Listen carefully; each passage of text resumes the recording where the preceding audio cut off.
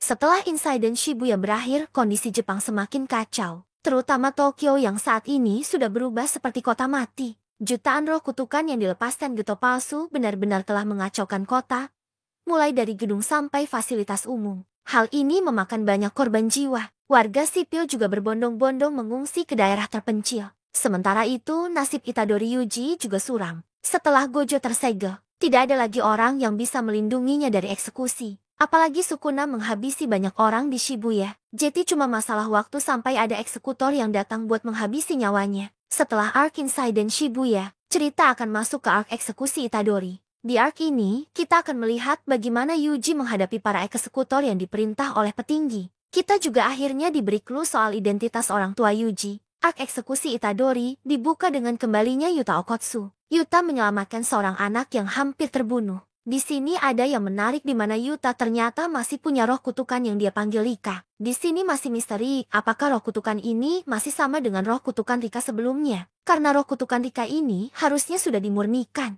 Kemungkinannya ada dua. Pertama, Yuta menciptakan roh kutukan baru yang menyerupai Rika dengan memakai energi kutukannya. Kedua, pemurnian yang dilakukan Yuta sebelumnya itu hanya menghilangkan jiwa Rika. Artinya roh kutukan ini masih hinggap di tubuh Yuta tanpa jiwa Rika lagi di dalamnya. Kemungkinan kedua inilah yang mungkin paling masuk akal. Setelah membasmi beberapa roh kutukan yang berkeliaran di kota, Yuta kemudian menemui petinggi. Yuta ternyata menawarkan diri kepada petinggi untuk menjadi eksekutor Yuji. Yuta beralasan kalau Yuji tidak bisa dibiarkan hidup setelah memotong tangan sahabatnya Inumaki. Yuta pun melakukan sumpah pengikat dengan para petinggi untuk menghabisi nyawa Yuji. Petinggi juga telah mengeluarkan pengumuman lain yaitu dicapnya Yaga dan Gojo sebagai sekongkolan Geto. Kepala sekolah juga direncanakan akan dieksekusi. Sementara Gojo diasingkan dari dunia Jujutsu. Artinya siapapun yang mencoba melepas segel Gojo akan dianggap sebagai kriminal. Sementara itu ditunjukkan situasi di kediaman klan Zenin. Kepala klan Zenin Naobito terluka parah setelah dibakar oleh Jogo. Dia pun kini sedang dalam kondisi kritis.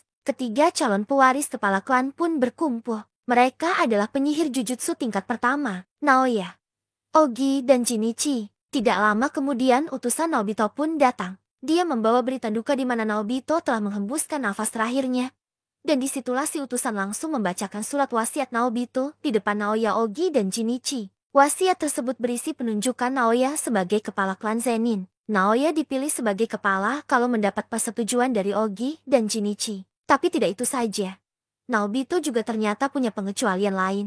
Naoya tidak bisa menjadi kepada klan Zenin kalau di saat itu Gojo meninggal atau terkena cacat mental. Kalau situasi tersebut terjadi, Naobito telah membuat kesepakatan tertulis dengan Toji Fushiguro buat menyambut Fushiguro Megumi klan Zenin dan menunjuknya sebagai kepala. Karena sekarang Gojo tersegel, artinya jabatan kepala klan Zenin akan diberikan ke Megumi. Mendengar hal itu, Naoya kaget sekaligus marah. Dia langsung mencari tahu di mana Megumi sekarang berada. Dan Naoya diberitahu kalau Megumi kemungkinan besar sedang mencari Yuji yang saat ini jadi buronan. Naoya pun menyuruh untuk melapor ke petinggi kalau dirinya akan menjadi eksekutor Wada Sukuna. Naoya berencana akan menghabisi nyawa Yuji dan Megumi. Sementara itu, Yuji bersama dengan Choso bersembunyi di sebuah gedung yang jauh dari sekolah Jujutsu. Yuji tidak mau kembali karena dia ngerasa bersalah setelah Sukuna menghabisi nyawa banyak orang. Dia juga khawatir kalau Sukuna akan merencanakan sesuatu ke Megumi. Choso sendiri berencana untuk terus menemani Yuji. Choso masih percaya kalau Yuji adalah adiknya. Dia juga sudah memaafkan Yuji yang telah menghabisi nyawa Eso dan Kechizu. Saat Yuji dan Choso sedang melawan beberapa roh kutukan yang berkeliaran di tengah kota, Naoya tiba-tiba datang. Di hadapan Yuji, Naoya mengatakan kalau dia sedang mencari Megumi dan berencana untuk menghabisi nyawanya. Tapi karena Megumi belum muncul,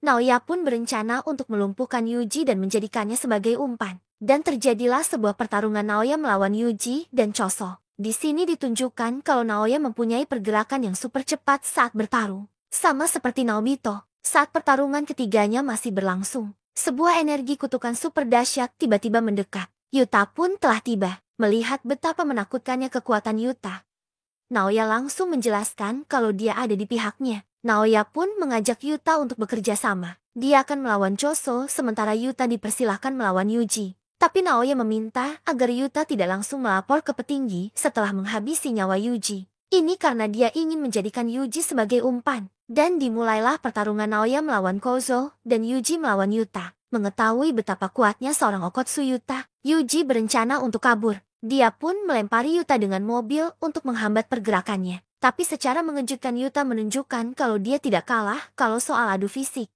Berkat jumlah energi kutukannya yang sangat besar, Yuta dapat memperkuat kemampuan fisiknya ke level yang menyaingi Yuji. Yuta bahkan mengatakan kalau jumlah energi kutukannya melebihi seorang Gojo sekalipun. Bedanya Gojo mempunyai Six Eyes yang membuat dia tidak bisa kehabisan energi kutukan. Melawan sosok super kuat tersebut, Yuji pun dibuat kewalahan. Masalahnya jumlah energi kutukan yang menyelimuti tubuh Yuta dan katananya benar-benar melimpah ruah.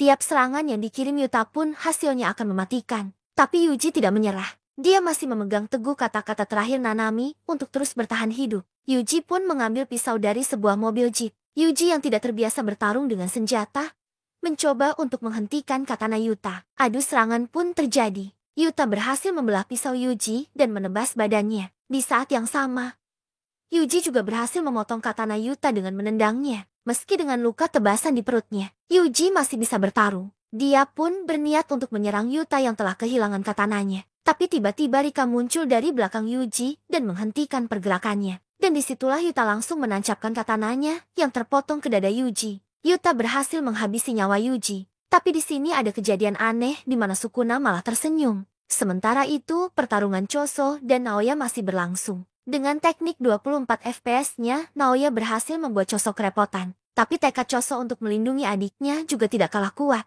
Dia pun memakai teknik yang membuat kekuatan dan kecepatan Choso meningkat dahsyat. Dia bahkan sanggup beradaptasi dengan kecepatan Naoya. Tapi Naoya berhasil melukai Choso. Naoya ternyata menyembunyikan pisau buat menebas perut Choso. Darah pun bercucuran dari perutnya. Tapi di sini Naoya tidak tahu kalau Choso bukanlah manusia biasa. Choso adalah janin kutukan yang telah diberi wadah manusia. Darah yang ada di tubuh Choso adalah darah campuran dari manusia dan kutukan. Choso pun bisa mengubah energi kutukannya menjadi darah. Artinya selama Choso memiliki energi kutukan, dia tidak akan kehabisan darah. Choso pun langsung mengendalikan darah yang keluar dari tubuhnya dan membuat semacam ombak untuk menyerang Naoya. Dan dari daerah tersebut ada yang terciprat ke pakaian Naoya. Melalui darah itulah Choso membuat pergerakan Naoya melambat sampai akhirnya Choso memakai teknik pamungkasnya. Choso membentuk semacam bola kecil dengan darahnya. Bola tersebut meledak dan menembakkan darah ke segala arah termasuk ke badan Naoya. Darah kutukan Choso yang masuk ke tubuh Naoya bertindak layaknya racun. Karena itulah Naoya langsung tidak berdaya. Tapi tiba-tiba di belakang Choso muncul Yuta yang sedang menyeret Yuji di tangannya. Dan sebelum Choso sempat bereaksi, Yuta langsung menghajarnya sampai tidak sadarkan diri. Melihat Naoya diambang kematian, Yuta pun menawarkan diri untuk menyembuhkannya melalui teknik kembali. Tapi Yuta meminta Naoya untuk melapor kematian Yuji ke petinggi Jujutsu. Saat Yuji tidak sadarkan diri setelah ditusuk oleh Yuta, Yuji bermimpi akan ingatannya saat dia masih bayi. Di situ diperlihatkan kakek dan ayah Yuji sedang berdebat. Kakek Yuji menyuruh ayah Yuji untuk meninggalkan istri barunya, yang merasa kalau wanita tersebut berbahaya dan ayah Yuji bisa terbunuh kalau terus bersamanya. Jadi ternyata ayah Yuji di sini pernah punya istri yang meninggal sebelum sempat punya anak. Kakek Yuji curiga kalau meninggalnya istri pertama ada hubungannya dengan istri kedua ayah Yuji. Istri kedua inilah yang juga melahirkan Yuji. Saat ayah dan kakek Yuji masih berdebat, istri kedua pun tiba-tiba datang. Seperti yang kita tahu kalau Geto palsu atau Kenjaku si otak ini sering berpindah-pindah tubuh untuk melakukan eksperimen. Dia juga pernah masuk ke tubuh Noritoshi Kamo dan melakukan eksperimen janin kutukan Death Painting. Kemungkinannya si otak Kenjaku ini juga melakukan suatu eksperimen yang melibatkan ayah Yuji dengan menjadi istri keduanya. Yuji lah yang kemungkinan jadi hasil dari eksperimennya waktu itu dan ini menjawab kenapa Yuji mempunyai fisik yang super kuat dan Choso juga menganggap kalau Yuji adalah adiknya. Tapi sebenarnya masih ada misteri lain yang menyelimuti teori ini. Pertama, kita tidak tahu latar belakang keluarga ayah Yuji. Kenapa Geto palsu melibatkannya? Terus eksperimen apa yang dibuat sampai membuat Yuji mempunyai tubuh super kuat seperti sekarang?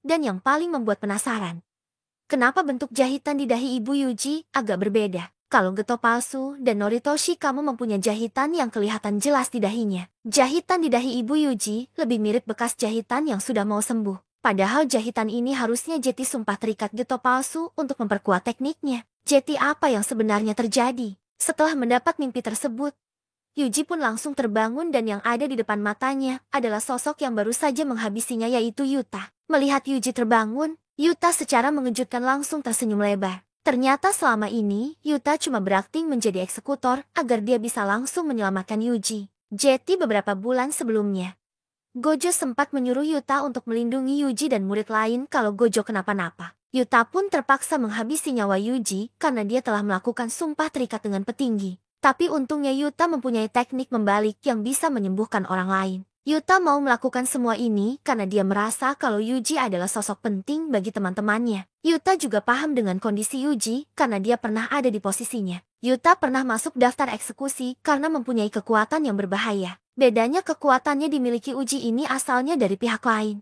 Makanya Yuta tidak mau menyalahkan Yuji atas perbuatan Sukuna memotong tangan Inumaki. Saat keduanya berbicara, Megumi akhirnya datang. Dia langsung mengajak Yuji untuk kembali ke SMK. Tapi Uji masih bimbang. Dia masih merasa bersalah setelah membiarkan Sukuna mengamuk dan menghabisi nyawa warga sipil. Dia juga tahu kalau Sukuna berniat untuk memanfaatkan Megumi. Tapi dengan tegas Megumi mengatakan kepada Yuji untuk tidak menyalahkan dirinya sendiri. Karena kekacauan di Shibuya adalah salah semua penyihir Jujutsu. Megumi juga menegaskan kalau penyihir Jujutsu bukanlah pahlawan. Yang bisa mereka lakukan sekarang hanyalah terus mencoba menyelamatkan orang sebanyak-banyaknya. Megumi pun meminta Yuji untuk membantu menyelamatkan kakaknya yang terlibat dalam rencana Geto palsu. Dan disinilah awal mula kita diperkenalkan dengan Battle Royale yang diadakan Geto palsu yang disebut Culling Game. Ak eksekusi Itadori pun ditutup dengan ditampilkannya 8 aturan Culling Game tersebut. Sebelumnya Yuta berhasil menyelamatkan Yuji. Para murid SMK Jujutsu kini bersiap untuk menghadapi Culling Game yang bakal diadakan oleh Geto palsu. Di ak persiapan yang sempurna ini, kita akan mendapati penjelasan lengkap tentang Culling Game mulai dari tujuan sampai proses jalannya Battle Royale tersebut. Oke, lanjut ke cerita. Jeti setelah Megumi berhasil membujuk Yuji untuk kembali ke SMK Jujutsu. Mereka pun berencana untuk menemui Master Tengen. Master Tengen adalah penyihir Jujutsu abadi yang tahu akan segala hal. Megumi ingin menemuinya untuk mencari tahu tujuan Geto palsu atau Kenjaku mengadakan Culling Game. Dan yang paling utama cara membebaskan Gojo. Tapi ada satu masalah. Mereka belum tahu bagaimana cara untuk masuk ke koridor makam bintang. Tempat Master Tengen berada. Ini karena Master Tengen punya pelindung berupa ribuan pintu yang selalu diacak dan cuma satu pintu yang mengarah ke tempatnya. Di sini Choso yang sempat dihajar Yuta ternyata masih sehat. Choso pun bilang kalau dia tahu cara untuk masuk ke tempat Master Tengen. Caranya adalah dengan melakukan hal yang sama seperti yang pernah dilakukan Mahito. Yuji, Megumi, Yuta, dan Choso pun bergegas untuk menuju ke SMK Jujutsu Tokyo. Tapi sebelum ke sana, Yuji menanyakan Megumi mengenai kondisi Nobara. Karena Nobara terluka parah setelah terkena serangan Mahito di Shibuya. Tapi Megumi tidak menjawab dan hanya menundukkan pandangannya. Di sini Yuji tahu kalau diamnya Megumi ini bukan pertanda baik. Yuji pun langsung mengatakan kalau dia paham dengan situasinya. Kemungkinan besar Nobara sekarang masih dalam kondisi kritis. Setibanya di SMK, diperlihatkan penampilan baru Maki. Maki yang juga sempat dibakar oleh Jogo ternyata masih hidup dengan luka bakar di sekujur tubuhnya. Jeti berkat batasan surgawi yang dimiliki Maki, tubuhnya sanggup bertahan dari serangan teknik kutukan Jogo. Maki pun sudah sanggup untuk bertarung lagi setelah diberi perawatan lewat teknik pembalik. Selain Maki, di situ juga ada Yuki. Yuki bersembunyi SMK karena dia tidak mau berurusan dengan petinggi Jujutsu. Yuki inilah yang menyarankan untuk menemui Master Tengen. Dan tibalah waktunya buat Choso menjelaskan cara untuk masuk ke koridor makam bintang. Jeti di antara pintu masuk dan koridor makam bintang. Terdapat gudang yang menyimpan saudara-saudara Choso yang masih berupa janin. Karena Choso bisa merasakan keberadaan saudaranya, artinya dia juga bisa menemukan pintu yang tepat yang mengarah ke tempat Master Tengen. Setelah Choso menjelaskan semuanya, ada kejadian kocak di mana Maki bertanya siapa Choso ini sebenarnya. Yuji mengatakan kalau anggap saja Choso sebagai kakak Yuji. Mendengarnya Choso pun gembira. Dengan bantuan Choso, Yuji dan kawan-kawan pun berhasil menemukan pintu yang tepat. Dan setelah menelusuri lebih dalam mereka mendapati bekas darah terciprat di lantai. Darah ini adalah darah bekas pertarungan Toji melawan Geto 11 tahun yang lalu. Tidak lama kemudian Yuji dan kawan-kawan pun sampai di aula utama. Tapi yang ada di hadapan mereka adalah ruangan putih dan hampa. Yuji mengatakan kalau ini adalah tanda kalau Master Tengen menolak kedatangan mereka. Menyadari kalau mereka tidak punya banyak waktu, Yuji dan kawan-kawan pun berniat untuk kembali.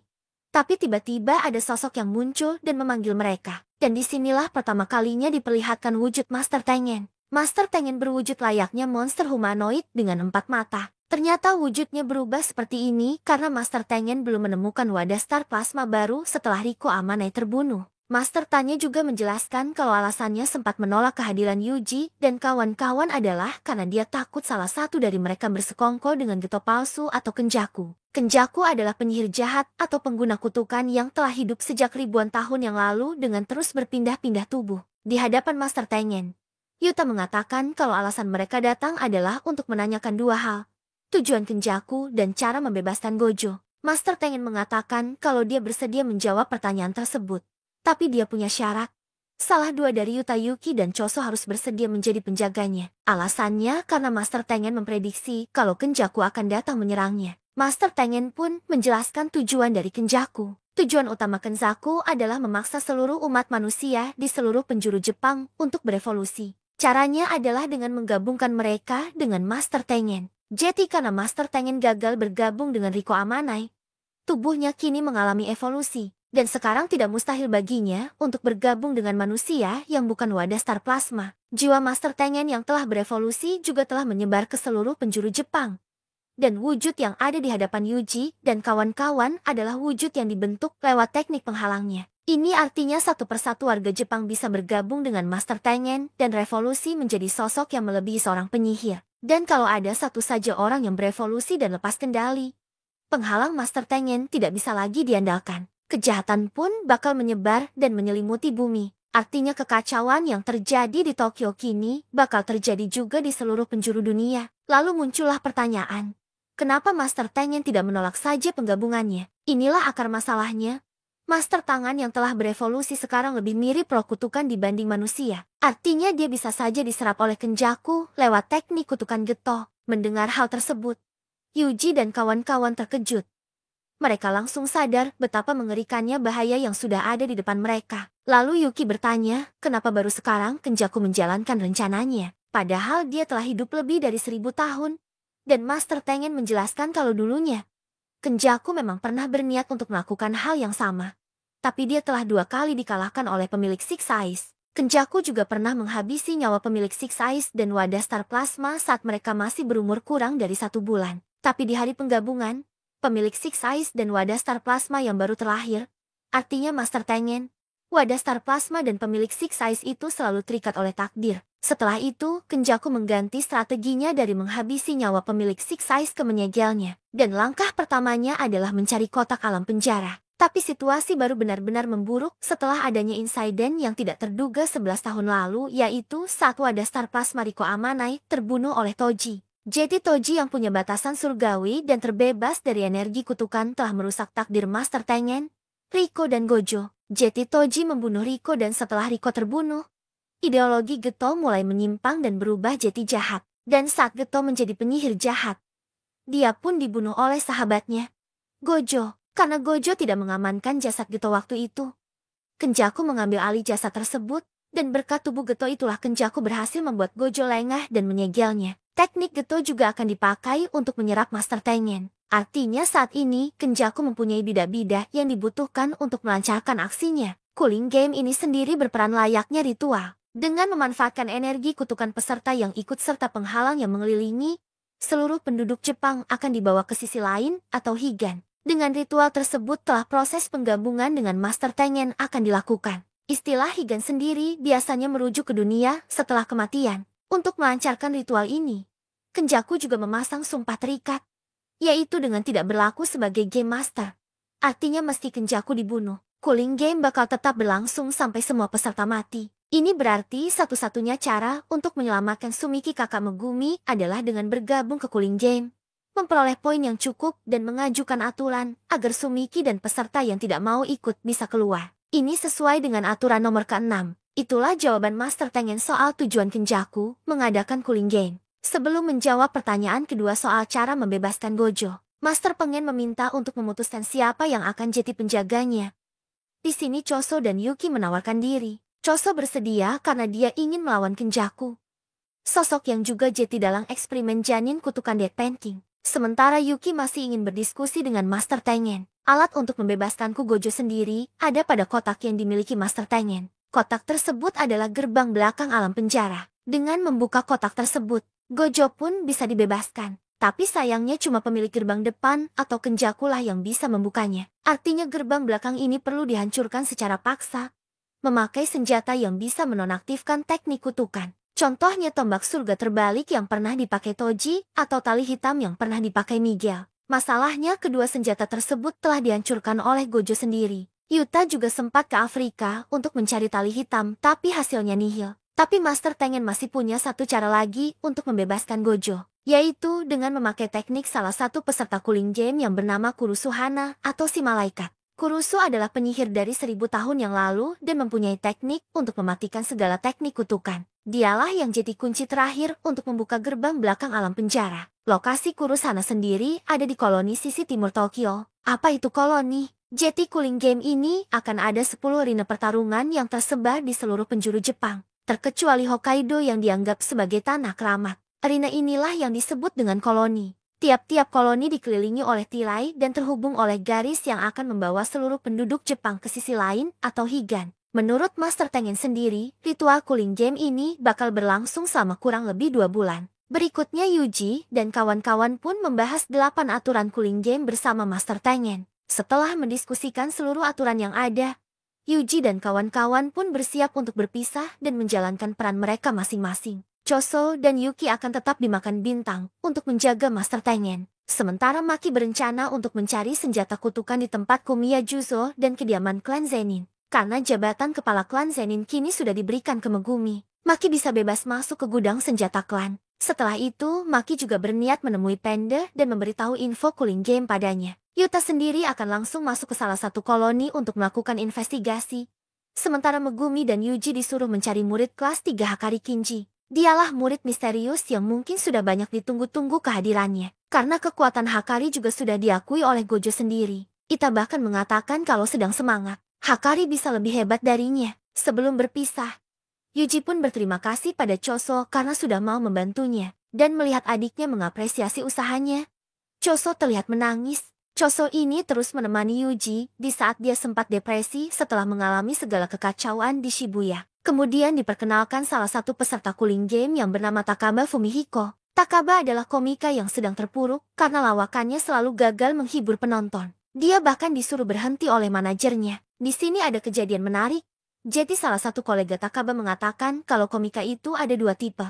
Komika yang lucu dan komika yang nganggap kalau lawakannya sendiri lucu. Takaba pun ditanya, ada di tipe mana dirinya? Dan Takaba menjawab kalau dia 70% tipe pertama dan 30% tipe kedua. Istilah 70/30 yang biasanya lekat dengan Nanami diucapkan oleh sosok ini. Jadi siapakah si takal bayi ini? Apakah ada hubungannya dengan Nanami atau tekniknya? Dan akan seperti apa perannya di Cooling Game nanti? Jawabannya akan menarik untuk ditunggu.